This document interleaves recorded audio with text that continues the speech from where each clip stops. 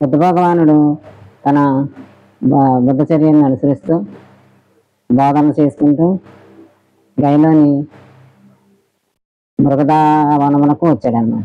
అక్కడ పంచవర్గీయులు అనే భిక్షుకులు, చాలా రకరకాల భిక్షుకులు ఉన్నారు. వారందరూ దూరం నుంచే భగవాన్ చూసి ఒకళ్ళు ఇలా తలపోసాగారు, చెప్పుకుంటున్నారనమాట. ఎలాగంటే, అదిగో శ్రవణ గౌతముడు వస్తున్నాడు, భ్రష్టు పట్టి ఉన్నాడు, ఇటువైపు మన వైపు వస్తున్నాడు, మనం ఎవరమో స్పందించకూడదు, అతనికి పిలిచి ఆసనం ఇవ్వకూడదు, మళ్ళా అతని మర్యాదలు ఏమీ చేయకూడదు, అతని పక్క బట్టలు తీసుకోకూడదు, మనం కాలు కొడుకుంటే నీళ్ళు కూడా ఇవ్వకూడదు, ఎక్కడో చోట వచ్చి ఇష్టమైన చోట కూర్చుంటాడు. ఇలా తలపోసుకున్నారు. అందరూ సిద్ధంగా ఉన్నారు. భగవానుడు సమీపించాడు. ఆయన సమీపించే కొద్ది వాళ్ళు అనుకున్న మాటలు అన్నీ, వాళ్ళు అనుకున్న గట్టిగా అనుకున్న మాటల్ని సడలిపోయినాయి అన్నీ. ఒకడిని మెల్లగా లేచాడు, భగవాన్ని రమ్మని అభివాదం చేశాడు. ఇంకొకడు వచ్చి కూర్చోమని ఆసనం ఇచ్చాడు. ఇంకొకడు వచ్చి కాలు కొడుకుంటా నీళ్ళు ఇచ్చాడు. అలా అందరూ అనుకున్న మాటలు మర్చిపోయి అలా సన్మానం చేశారనమాట. అప్పుడు ఆయన కూర్చుంటాడు. కూర్చున్నప్పుడు అందులో ఒక పెద్ద వృక్షంలో పెద్ద అతను అంటాడు, అదే భగవాను ఉద్దేశించి అంటాడు అనమాట. ఏమంటాడు? ఆయుష్మంతుడా అని సంబోధిస్తాడు. మళ్ళా అలా సంబోధించినప్పుడు భగవాన్ ఏమంటారు? భిక్షులారా, మీరు ఎవరో నన్ను ఆయుష్మంతుడా అని కానీ, మళ్ళా భగవాన్ బుద్ధ అని కానీ నన్ను మీరు పిలవకూడదు, మీరు అలా పిలవకూడదు నన్ను. నేను అన్ని ధర్మాలని ఎరిగి, అన్ని తపస్సు పొంది, అన్నీ తెలుసుకుని వచ్చాను. నాకు అన్నీ తెలుసు, ఎవరెవరేంటో అన్నీ తెలుసు.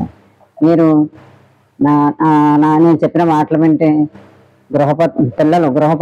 గృహపుత్రులు వారు గృహాన్ని, సంసారాన్ని అన్నీ వీడి సన్యసించి ఏ సిద్ధి అయితే పొందారో, ఏదైతే మోక్ష మార్గానికి పయనించారో అలాంటి అమృత తత్వాన్ని మీకు చెప్తాను, మీరు ఆలకించండి, ఆ విధంగా నడుచుకోండి.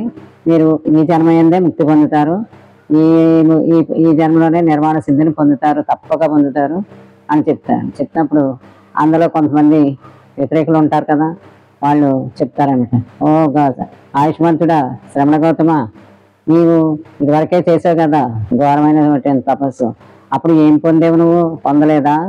మళ్ళా ఈ ధర్మాన్ని, ఆర్య ధర్మాన్ని నీవు అనుష్ఠించలేదా? మరి అంతా భ్రష్టమైపోయావు కదా, మళ్ళీ ఇప్పుడు ఏంటి చెప్తున్నావు, నువ్వేం సాధించావు? ఇలా మాట్లాడతారు. అందరినీ తీరపారు చూస్తారు. వీళ్ళందరూ ఏంటంటే ఎక్కడికి వెళ్ళినా బుద్ధుడిని ముందు ఇలాగే ఏళన చేసి, తక్కువ చేసి, ఏదో పిచ్చి పిచ్చి మాటలు మాట్లాడి వెనక్కి పంపేయాలని చూస్తాను. కానీ బుద్ధుడు అలాంటి వాడు కాదు కదా.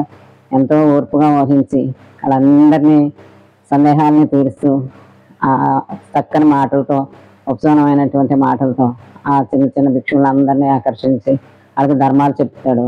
ఎలా ఆచరించాలో, ఎలా చేయాలో, ఎలాగ ఉత్తమమైనటువంటి శ్రేష్టమైన స్థితికి ఎలా అన్నీ బోధించి ముందుకెళ్తాడు. వాళ్ళందరూ మంచి మనసు పొంది ఎంతో బుద్ధుడిని కొనియాడతారనమాట. ఆ రోజుకి అక్కడి నుంచి వేరే చోటకి బుద్ధుడు బయలుదేరి వెళ్తాడు.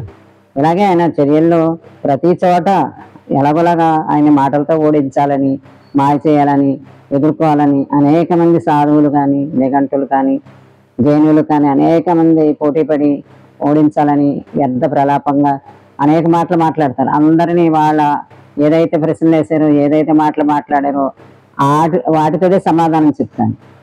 చెప్పి ఆయన చాలా బాగుంటుంది, జ్ఞానాన్ని మనకు తెలియజేస్తారనమాట. మనం ఎవరైతే మనం ఆ వెకిలి మాటలు అన్నీ మాట్లాడతారో వాళ్ళ ఆ మాటల నుంచే జ్ఞానం చెప్తారు, వాళ్ళ చేత ఒప్పిస్తారు మళ్ళీ. అలా ఉంటుంది. చాలా ఉత్సుకతతో చాలా బాగుంటుంది. విందాం, చెప్పుకుందాం రోజు కొంత బుద్ధుని చర్యలు ఏం జరిగిందో, ఆయన ఎలాగా ప్రవర్తించారో, ధర్మాన్ని ఎలా చెప్పారో, అందరూ ఎలా ఆకర్షితమయ్యారో, ధర్మాన్ని ఎలా నిలబెట్టారో, ఇలాంటి లోకాన్ని ఉద్ధరించాలని వచ్చి ఎలాగా. ఇంకా మనం ఏ ఆచరణ లేదు, ధర్మ మార్గం మన ఆచరణ వల్లే, మన నడక వల్లే, మన నియమాల వల్లే మనం బాగుంటామని చెప్తూ ఉంటారు. అది మనం విన్నామంటే మనం కూడా కొంచెం అలా నడుచుకుంటే చాలా బాగుంటుంది. దేన్ని పట్టుకుని ఏడాడక్కర్లేదు, ఎక్కడికి వెళ్ళక్కర్లేదు. విందాం, తెలుసుకుందాం.